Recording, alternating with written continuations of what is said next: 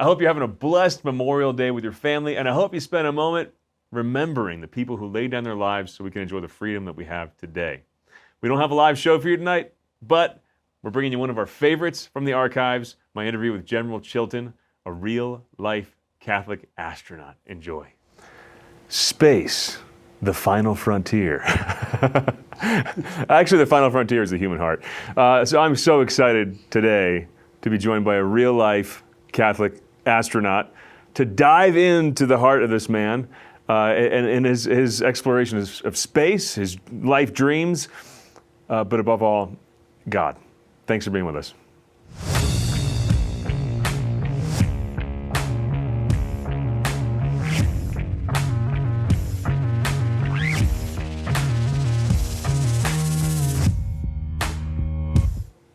I'm so honored to be joined by General Kevin Chilton. Thank you so much for being with me. It's great to be here. It's really good. It's seriously an honor. And I just touched one of the 500 people in human history who's been in space. Whoa! More to follow. More to follow. Yeah, it might become almost too common in the years ahead. General Chilton is a 4-star general and an astronaut, a total underachiever. Must have really disappointed his parents in how he turned out, but no. Surprised them, that's for sure. I think you surprised yourself, I'm going to guess. Sure. Let's talk about your journey, your journey in your career, your journey in faith. Did you always want to be an astronaut like most kids? Actually, no. You did? No, I didn't. In fact, I remember my parents waking my sister and I up to watch Alan Shepard go up in space, the first American to go in space. Wow. And we lived in California, and he launched at 6 in the morning in Florida, so it was a 3 o'clock get up.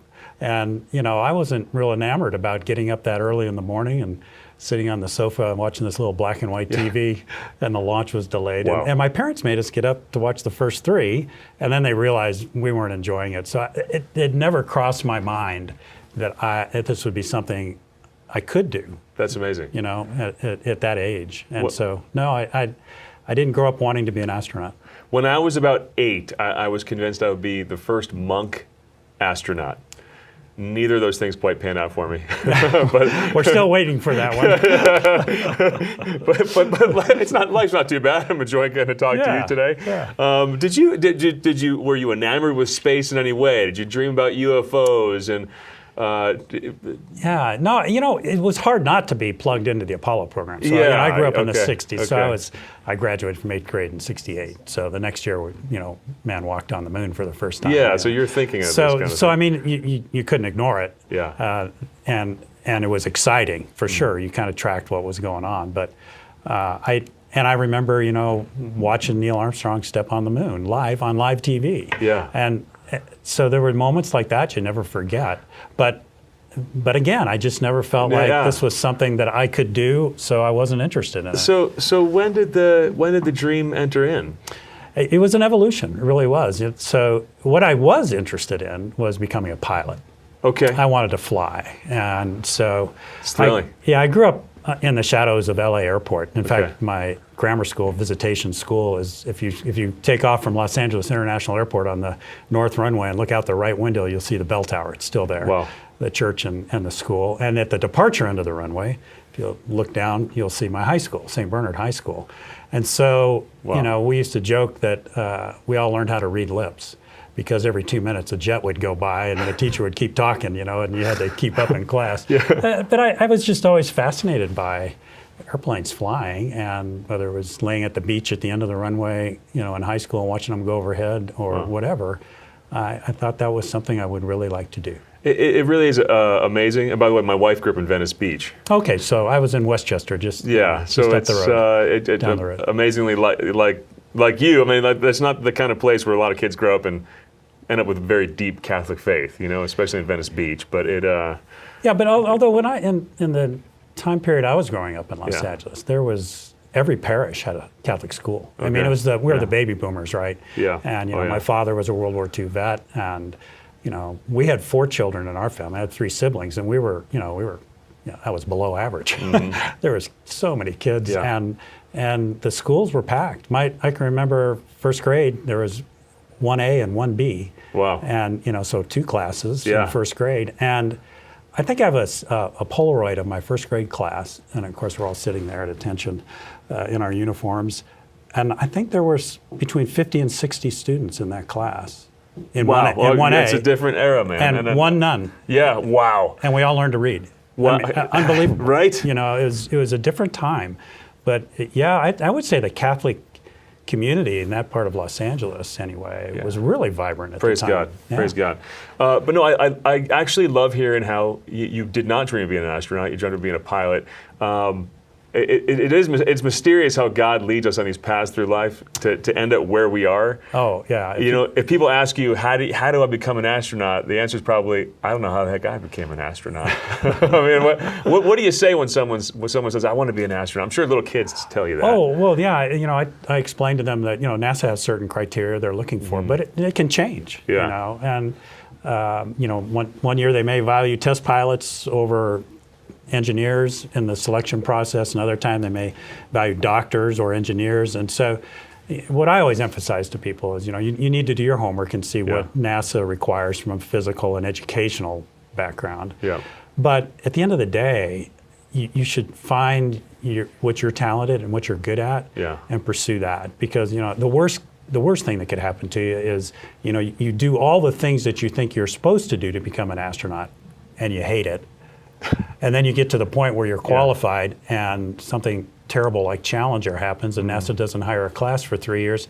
And now you look in the rearview mirror and you go, well, that was terrible. Yeah. So better to make it a win-win situation. And that's what I try to emphasize. You know, be passionate about something beyond the goal of becoming an astronaut, because there's so much luck involved in it along the way. Do what you're loving and what God places before you in that next moment. Right. That next moment. Yeah. Test pilot. That's kind of crazy, isn't it? Well, no. I mean, it's not. It was crazy in the 1950s. Okay. I mean, that was when it was really dangerous. But it's much safer nowadays. But it's a different kind of flying, and it's where you get to take all the I studied engineering in school, and to be a test pilot, you have to have an engineering or physics degree or math degree, and you get a chance to apply it. Because you can be an English major or any other major, history major, and fly airplanes. But to be a test pilot, you know, you get to combine that engineering knowledge with your flying skills, and that's what's fun about it. It's funny it's funny how you say not that dangerous. I mean, you look like a really calm, composed guy, but you've done things that I would never ever come near. Well, then that's scary stuff, man. You got to question my judgment. So. You're the insurance salesman's nightmare. You know, he's trying to close a deal, and funny you should say that. Can I tell you a story about an insurance? So I was I was still single. Kathy and I had not got married yet. We were dating though, and I had just moved to Houston, and bought a house to join the class in new astronaut class in 1987. And in those days, you know, pre-internet and stuff, you would get, as soon as your phone number was in the phone book, you'd start getting cold calls from salesmen. And I get a cold call one day from a young man who's, you know, he dives right into his life insurance pitch. And I'm listening politely, and I'm thinking, you know, I'm about to propose to Kathy, and we're going to get married, we're going to start a family. I should get insurance. Yeah. So when he finishes his pitch, which, you know, he takes one breath and talks for 2 minutes, I said, you know, I actually would be, you know, interested in hearing about life insurance. And I could tell I'd made his millennium. I'd made his millennium, you know, when I said that. I can't imagine how many times he'd been hung up on. And he says, okay, and he goes through this long list, you know, do you smoke, you know, how's your health, At the end of the list, he says, so what's your occupation? I said, well, I'm an astronaut. Dead silence on the phone. He says, no, really? I said, well, yeah, I'm going to start training to be one here shortly. I just arrived. That poor guy. And he says, can I call you back tomorrow? And he calls me back the next day with that same excited voice, you know, and he goes through this long pitch, and when he finishes, I said, let me see if I got this right. He says, the max you'll insure me for is $50,000. And if I die in an airplane or a spaceship, you don't pay out. And he meekly says, yeah. And I said, and by the way, it'll cost you $50,000 for us to give you that insurance. There are some careers where it's a little difficult to get insurance. So as your career progressed, and you're just taking one step at a time, doing what you're passionate about that day, that next day, which is the greatest career advice. Better than just follow your heart to some end that's a million miles away, right? You can do both, though. Yeah, you can. That's true. You can do both. Yeah. Yeah, so long as you're doing what you're satisfied with now, then it doesn't fully matter if you hit that end, right? You gotta have. I think it's important to have goals. Too. Yeah. But they can't be life or death goals. Yeah. If you don't achieve them, you got to be satisfied. Yeah. Amen. Yeah. So at what point did you start to realize, whoa, I might actually become an astronaut? Well, it was. I mean, was there at some point it was like that really lit your fire? Yeah. No. I had a friend who I'd served with, and I'd kind of fought. He actually taught me how to fly one of the airplanes I flew in the Air Force, and then he went to test pilot school, and then I went to test pilot school, and he went to another base, and we both got assigned to the same base, and then he got accepted into the astronaut program, and although I hadn't really been interested in it, I was kind of curious about it. Yeah.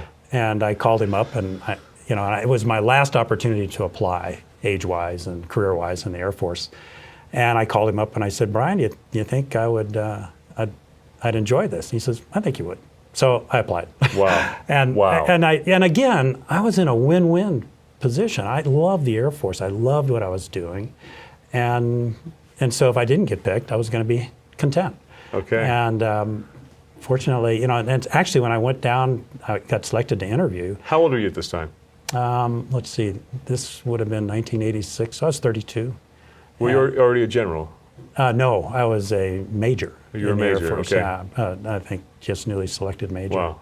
And I, when I went to the interview, I was as much interviewing them. This sounds awful, but I wasn't sure I wanted to do it. And the interview process lasted a week. And when I came back to my base, now you have to wait to see if you get picked. I was so sold. I was I would have been so disappointed had I not been chosen. Oh, yeah. Because spending that week there really solidified that this is something I would love to do. Okay, so preparing for that first launch, what's going through your head the week, the day, the night before as you're hanging out with your family and about to go into space the next day? Well, you don't get to hang out with your family. You don't. And now, I think if you ask any astronaut, you're quarantining, huh? Yeah, they quarantine us in those days. I'm not sure what it is now. It's probably similar. A week before flight. Okay. And so you're in Houston. You're training, and a week before launch, you actually go into a quarantine facility in Houston because all our simulators were there, and they wanted us to be peaked up just before we went. And so those 7 days before the scheduled launch date, you had to say goodbye to your kids. Now your spouse could get a physical, and they would fly your whole family to Florida, which was great, and put them up in a hotel, and your spouse could come see you for a couple occasions before launch where they had holes in our calendar. Wow. And that was if they were healthy, they had to get a physical to do that. And same with my parents, they're able to, but I couldn't see my children because they're little bug carriers, right? Oh yeah. And for me personally, that was, and I think a lot of people would share this sentiment, saying goodbye to your kids the week before was hard. Yeah. And I get a little nervous going across the country sometimes, Yeah. So it just, you want to be there for them. Yeah. Yeah. And that was, for me personally, that was my prayer. Literally, the night before launch, I would weep. You would weep, wow. Not cry. I would weep. Wow. In prayer. And my prayer was that I'd come back and continue to be a husband and a father to my children. Because I thought that's what I wanted to be. So you knew you're risking everything. We're all aware of that. But you didn't think about it. And for me, it was cathartic because after that, I was ready to go. Wow. I was ready to go. I never thought about it again. That's profound. It's kind of like you just kind of turn it all over to God there at that point.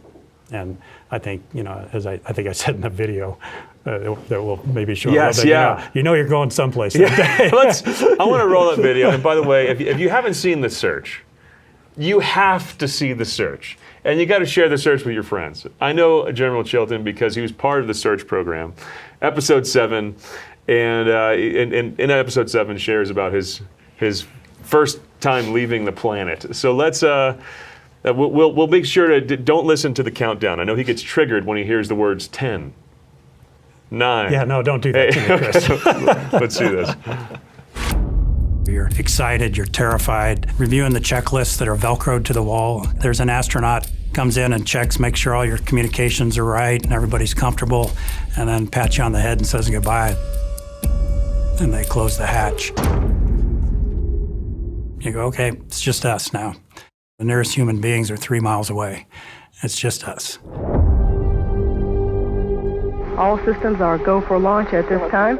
And then you hear the final countdown from 10. T-minus 10, 9, 8, 7, 6. When it's 6 seconds, the main engines on the space shuttle would ignite.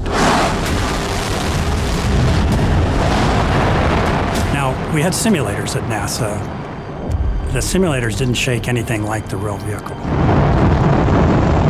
I was stunned at the vibration in the cockpit. In fact, my head was kind of banging off the inside of my helmet, going back and forth, and gauges that I could just normally read easily in the simulator were now kind of blurred because my head was moving around so much. Those 6 seconds felt like a minute. And I kept thinking, we are shaking so hard. If we don't lift off, something's going to come off this vehicle. Something's going to break. When those engines lit off, there's no doubt in your mind you're going someplace that day, and I'd hoped it was space. I'd been to confession. What's going to happen is going to happen. It's in the hands of the Lord. And then the man says 0.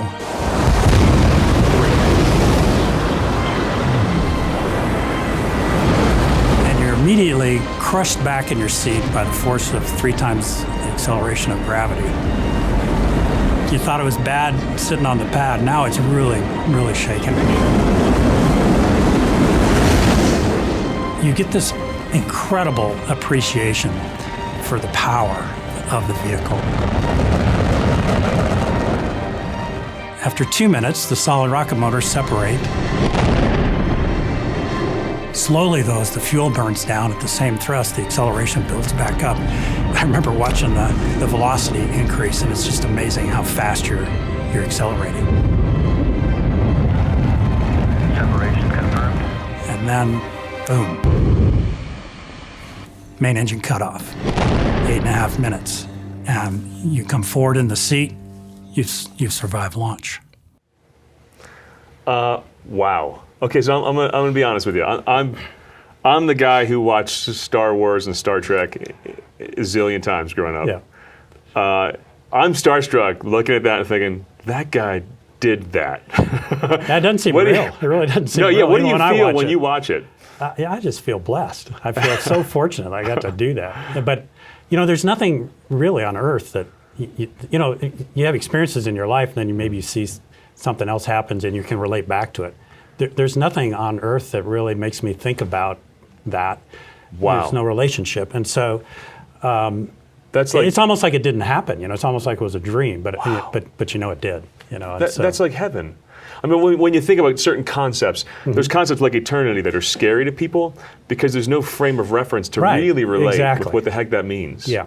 It's not sitting around for a long, long time. It's like this is something utterly different. I want to hear the rest of the story that you told in the search, but before you get to that, what's it feel like the first time you go weightless? What's going through your head? Well, 2 things. One, when the engines quit, you're strapped in so tight. I remember, on my first flight, and we had launched into darkness, and so I look out the window and I don't see anything, and I'm strapped in so tight I don't feel any difference. The only reason I know we're weightless is my checklist is floating next to me. That's a little different, but then finally my first thought was, so what's the big deal? But then you unstrap and you come out, and I think for a pilot, it's every pilot's dream is to actually fly unencumbered even by an airplane. Wow.